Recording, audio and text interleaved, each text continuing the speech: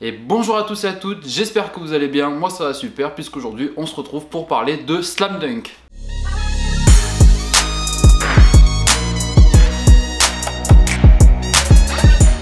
Alors déjà je tiens à dire un grand merci à la team Slam Dunk France sur Twitter pour avoir participé à l'écriture de cette vidéo. J'ai proposé le projet aux membres de l'équipe, ils ont tout de suite accepté, ils ont été trop géniaux, ils ont été trop gentils, donc un grand merci à eux. Allez vous abonner en masse à leur compte Twitter, de toute façon les liens sont dans la description. Pourquoi est-ce que j'ai décidé de refaire cette vidéo alors que je l'ai déjà fait sur la chaîne? Il y a deux raisons. La première c'est parce que le 17 juin, donc la date de sortie de cette vidéo, c'est l'anniversaire du dernier chapitre de Slam Dunk. Voilà, c'est l'anniversaire de la fin de Slam Dunk, c'était le moment de commémorer un petit peu cet immense manga. Et que la deuxième raison, c'est que c'était la première vidéo de ma chaîne, elle était éclatée, elle avait fait pas mal de vues déjà, mais ça me fait un peu chier que les gens aient ce premier regard là sur ma chaîne en se disant waouh, c'est moche. Donc voilà, j'avais envie de refaire cette vidéo là parce qu'elle me faisait pitié. Je me suis dit que c'était l'occasion ou jamais pour la refaire, alors tenez-vous bien, c'est parti.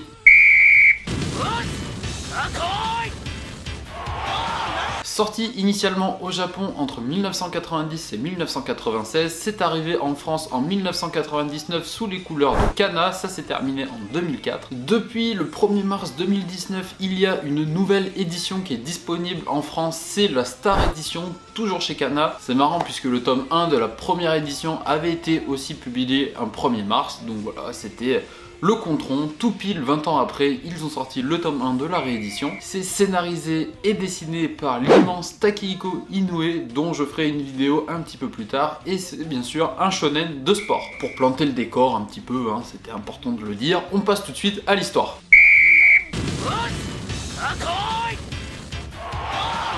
Dans les grandes lignes, Slam Dunk, c'est l'histoire de Sakuragi, un jeune délinquant toujours à l'heure pour la bagarre, toujours en retard pour les cours. Dans l'idée, c'est à peu près ça. C'est pas compliqué, le basket ne l'intéresse pas le moins du monde, et si s'y met, c'est dans l'unique objectif de séduire Haruko. Haruko, c'est la petite sœur de Takenori Akagi, le monstrueux capitaine de l'équipe de basket, et Haruko, pour compliquer la chose, est folle amoureuse de Rukawa, qui lui, à la différence de Sakuragi, est connu nationalement pour son niveau monstrueux de basket. Là où Sakuragi, lui, il est connu nationalement plutôt pour sa connerie et ses bagarres. Donc voilà, il y a quand même un monde d'écart entre les deux. Je vous cache pas que c'est vraiment super drôle de suivre l'évolution de ce sorte de triangle amoureux qui a ni queue ni tête. C'est même pas vraiment un triangle parce que pour que ça soit un triangle, il faudrait que Rukawa lui soit amoureux de Sakuragi. Or, ce n'est pas le cas, peut-être dans la tête de certaines personnes, je ne sais pas. Quand Slam Dunk s'est sorti, le basket était vraiment pas du tout connu au Japon. C'était un sport, enfin c'était... Je dirais pas que c'était comme la pétanque en France, parce que c'est connu, mais en termes de médiatisation et de professionnalisation, c'était la même chose. Donc, en fait, Slam Dunk, ça s'adresse à une population qui n'y connaît rien du tout dans ce sport-là. Sauf que, du coup, on va voir comment le héros apprend au fur et à mesure ce sport, apprend les règles, apprend à s'y intéresser et se surprend à l'aimer. Et au final, comme on s'identifie plutôt bien au personnage principal, le lectorat apprend, se documente au fur et à mesure sur ce qu'est le basket et se surprend lui aussi à aimer ce sport là. L'évolution de Sakuragi en tant que basketteur est tout aussi agréable à suivre que l'évolution graphique d'Inoue au fil des tomes, donc c'est une transition toute trouvée puisqu'on va tout de suite passer au dessin.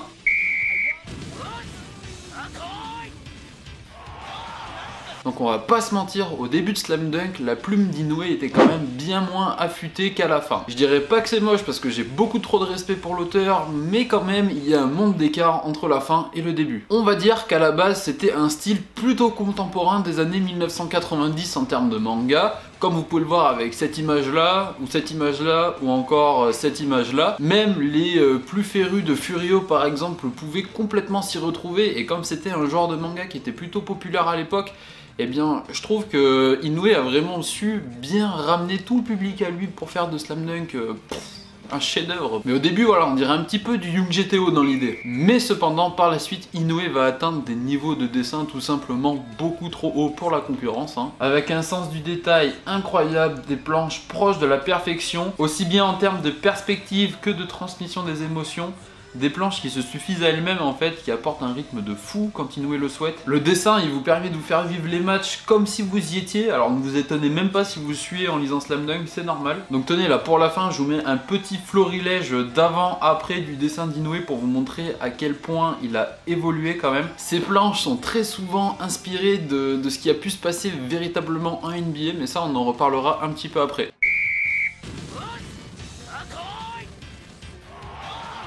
Il faut savoir que les personnages principaux de Slam Dunk sont presque tous inspirés de joueurs réels ayant évolué dans la NBA des années 80-90. Par exemple, Hanamichi Sakuragi, lui, est inspiré très largement de Dennis Rodman. Que ça soit les cheveux rouges, les aptitudes au rebond, le comportement, l'instabilité mentale, le style de jeu, il y a vraiment énormément de similitudes entre les deux personnages. D'ailleurs, quand il était encore joueur à Détroit, Dennis Rodman portait le numéro 10. En arrivant à Chicago, il a pris le numéro 91, car 9 plus 1 est égal à 10, qui est également le numéro de Hanamichi Sakuragi. Rukawa, lui, il est plutôt inspiré de Michael Jordan, que ça soit dans le style de jeu, dans la mentalité avec cet instinct de tueur, ou même dans l'aspect vestimentaire, puisque Michael Jordan jouait avec une brassière, Rukawa joue avec la même chose. Takenori Akagi, lui, il est plutôt inspiré de David Robinson, vraiment à l'image de la majorité des pivots de l'époque, à savoir très fort au rebond, très grand, très athlétique, très physique, avec des énormes bras, des trucs de malade, très solide en défense et plutôt faible loin du panier. On est vraiment dans la catégorie des armoires à glace là, c'est sur des types qui font entre 2m10 et 2m20 et entre 120 et 140 kg. Pour vous faire un petit peu un ordre d'idée, c'est vraiment de beaux bébés. De plus, un des traits de caractère principal de Akagi, c'est son comportement, c'est son assiduité au travail, sa discipline. Sachez que David Robinson, son surnom c'est The Admiral, puisqu'il était anciennement,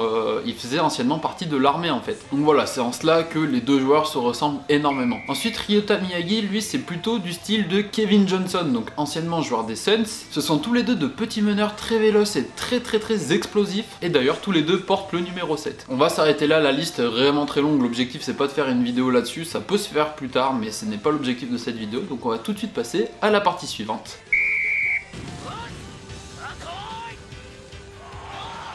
Comme je vous l'ai dit tout à l'heure, avant Slam Dunk, au début des années 1990, au Japon, le manga était pas non seulement peu connu, mais il était tout simplement inconnu. Genre c'était vraiment un sport passé sous silence, personne n'en parlait, peu de personnes en faisaient, et c'était vraiment le niveau zéro de la popularité. Et à l'échelle nationale, aucune ligue majeure professionnelle de basket, masculin ou féminin, n'existait, jusqu'à l'apparition de la J-League en 1993. Donc là, on est déjà après l'apparition de Slam Dunk.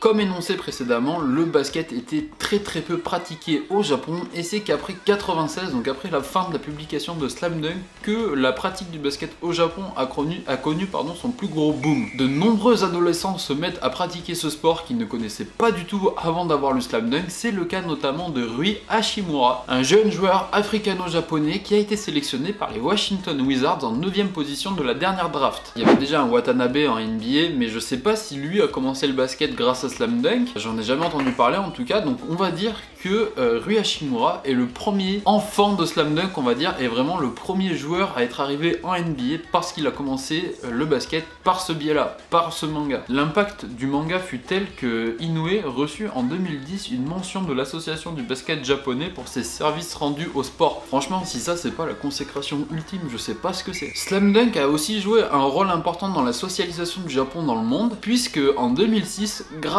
aux ventes de Slam Dunk qui sont colossales, on le rappelle, puisque c'est 120 millions de ventes au total à travers le monde. Bref, je me suis un petit peu perdu, mais il faut savoir que l'argent qu'a généré Slam Dunk a en partie servi à créer une bourse qui s'appelle la bourse Slam Dunk, qui était déversée à de jeunes japonais pour aller jouer aux États-Unis, que ce soit au lycée ou en université. Et ça, c'est vraiment beaucoup trop cool. De plus, le manga a même permis la nationalisation de Milton Anderson Jr., un basketteur évoluant actuellement en B-League, la ligue japonaise. Anciennement américain, il a pu obtenir la nationalité en grande partie grâce à son changement de nom, qui est désormais J.R. Sakuragi.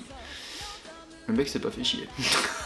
Le mec est fan de Slam Dunk, il s'est renommé avec le nom du personnage principal. Je trouve ça quand même pas mal. Pour finir, l'œuvre d'Inoue a joué un rôle majeur dans l'importation de la culture sneakers et streetwear au Japon. On voit notamment Sakuragi et Rukawa porter les Jordan 1, 5 et 6. Ça a été tellement impactant qu'en 2014, la marque Jordan collabore avec le manga pour sortir une collection de vêtements ainsi que 2 paires de baskets, une Jordan 6, donc la paire que porte Sakuragi la majorité de l'œuvre, ainsi qu'une paire de Jordan Superfly 3, donc une des paires les plus en vogue chez Jordan à l'heure actuelle, enfin à l'heure du partenariat.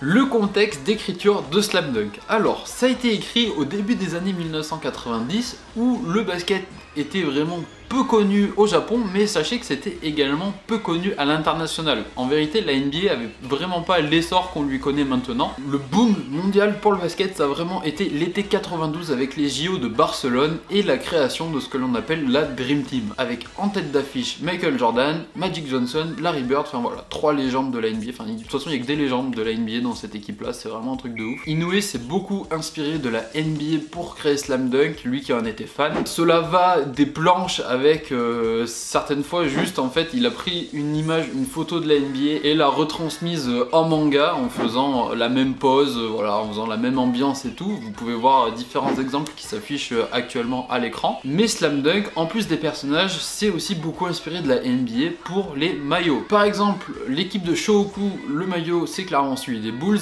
L'équipe de Keinan, c'est clairement les Lakers. L'équipe de Shoyo, c'est clairement les Celtics. L'équipe de Sano, on peut l'assimiler à l'équipe des Spurs pour le blanc, noir, très sobre comme ça. Alors évidemment, il y a d'autres équipes, du coup d'autres maillots, d'autres références, mais on pourrait faire une vidéo entière de 30 minutes sur les références de Slam Dunk. Du coup, on verra peut-être plus tard.